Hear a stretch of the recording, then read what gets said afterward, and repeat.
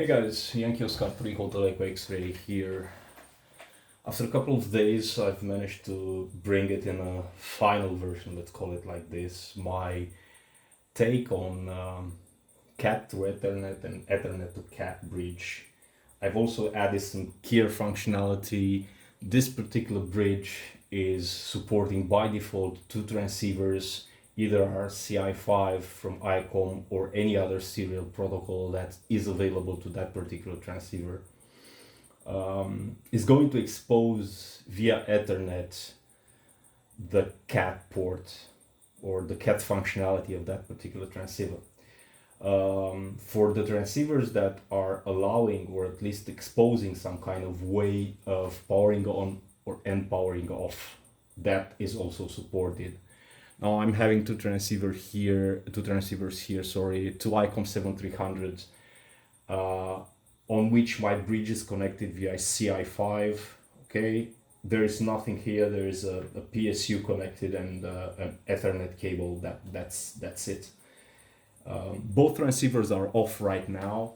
I'm going to cut to the chase. I'm going to start the transceivers, and then I'm going to zoom in a little bit on the web configuration page. Everything is integrated, and I'm going to show you some features, and then we are going to, let's say, configure the Xlog, because sadly, at least to my knowledge, is the only software for logging for contest that is allowing you to access, for example, a keyer via Ethernet. Yeah, so that's kind of it. So it will allow you to define an Ethernet connector that it's defining further a keyer. So long story short, let's power on the transceiver. This is transceiver 1 and it's powering on.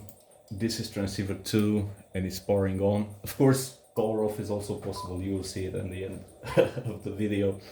Now I've set up two different CW tones. The transceiver are not breaking in right now for obvious reasons. I've set up two tones, two distinct tones for CW side tone, just to hear it. Now I'm going to try and move in a little bit my camera and see if we can see it a little bit better. So on the configuration side, you have the IP address, the gateway, the subnet, and DNS. All those are minimum configuration, at least in my opinion, for IP access. Either are used or not. This is a different discussion, but it's good to be there to have it. Now, there are some watchdog settings, because having it over internet, it's a little bit more prone to different disconnections, and you would like to see that. And if a very abrupt disconnection from either the software, the logging software, or from the box itself, or the ISP is going to cut you down for a reason or another, nobody is actually going to know what happened. So there are some ways, and I've implemented some tricks, let's say, to be able to check out as soon as possible if the other computer or the other endpoint is still up and running. Now we have two CAT bridges here. We have the TCP port 1, which is 515, and baud rate for that particular bridge, and if it's enabled or not.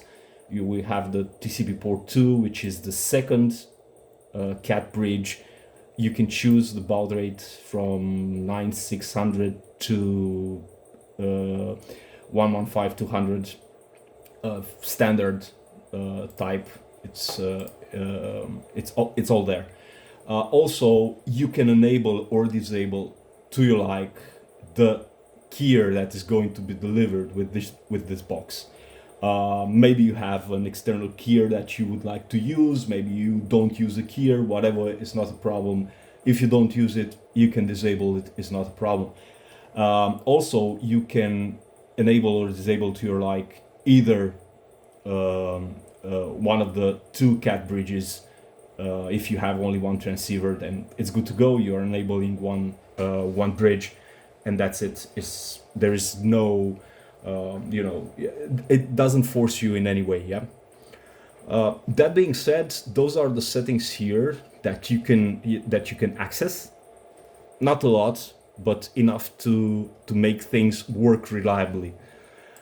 Now, if we are going into the Xlog, let's see if I can make things a little bit better. And if we are going to options, and we are going to configure interfaces, you are going to see that I've defined two radios here, and the interface selected for this one is TCP, and for both radios are TCP, of course. You can see here, this is the endpoint, and this is the port that was previously set up in the configuration page. So for the bridge one, we have 515. So we are going to add 515 here. For the bridge number 2, for radio 2, we have 517. So that will have to match, of course, 517 here. Right. That being said, another feature that is there is the keyer, which is also available through the TCP for active with both radios, because I'm running an SO2R setup right now. Well, at this particular moment, I'm not running anything, but so to speak. I'm going to connect to the X cluster just to show you that whatever functionalities the Xlog is providing, everything it's available through the bridge. So probably a little bit too late for the 15 meter band. So let's change the bands. Okay, you can also see here that the transceiver jumped to the band. Yeah. I'm not going to actually, hell, let's do it. Let's see the 40 meter band for this one. And all good. You can also change the modes, of course. SSB, for example. Yeah, you can see it there. So all the functionalities are exposed to the bridges. It's no-brainer, actually. Yeah. Now, if I'm going to navigate through the band map, because that was a problem previously with a lot of solutions, with a lot of software solutions. The band map was not reliable to navigate. The transceiver maybe jumped, maybe not, to the new spots. So everything is available here. I'm trying to make it as clear as possible. Yeah. Now for the second one, for the 40 meter band, we can navigate here also. Yeah. Okay. As for the keyer, let's see. Let me clear that up. Let's see if it's working. That's radio 1.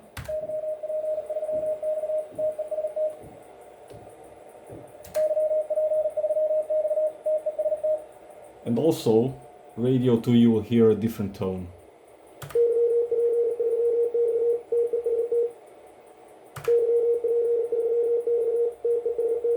There is virtually no delay of any kind. The only delay that might be is from the IP network itself, so from your network, but the packets and how everything is written, it's quite optimized, I would say, to not introduce any kind of delays. So as long as you're having a decent internet connection for this one, and also for the boxes that I'm having under development right now, there will be virtually no delay in your operating mode. So you can take your DX log here, you can connect it to those endpoints exposed via VPN. I wouldn't, as an IT guy, I wouldn't expose any ports that are not, are not standard, or servers that are running somewhere because of that particular service that is exposing. I wouldn't expose it on the internet, but it's possible. You can do it. It's not a problem. So yeah, everything is working as it should. And another thing that I would like to show you, let's see if I can. There is also virtually no delay in your VFO. So I'm moving, I will try to move the VFO here. So the delay that is introduced in this bridge is less than the pulling capabilities of DXlog, yeah? Virtually no delay whatsoever.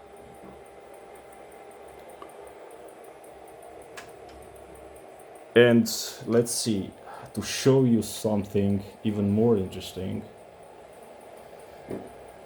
Let's see if I can show a close-up here. Hopefully I will. I'm moving both VFOs right now, so you'll see that there is no delay whatsoever. Both VFOs are moving in the same time. There is no delay in your operation. So this is all from my side. I hope you find it interesting. I will keep you posted. Hopefully the prototype for this box will be ready in the next couple of weeks, like a working prototype in a box, in a proper enclosure. It's under development right now, so I'm working actively on it. Also, there are things that are impending, like the SO2R and band decoder that is going to be available also, aiming for a full remote solution that will not require any type of computer or SBC, single board computer, to be present at the remote station. That is the goal, to not have a computer connected all the time. The reason for this is, or the reasons are extensive, and I can show you, or at least give you my reasons for which I don't like computers to be always on, or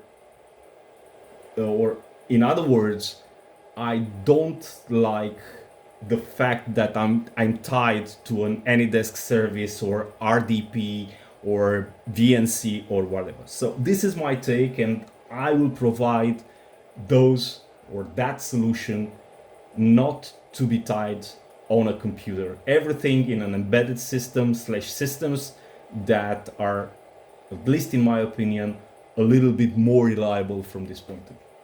This is Yankee Oscar 3 Hotel Echo X-Ray. I'm wishing you a very fine evening ahead, and if you find it interesting, please leave me a comment, leave me your opinion or opinions, and I'm glad to discuss on this subject further.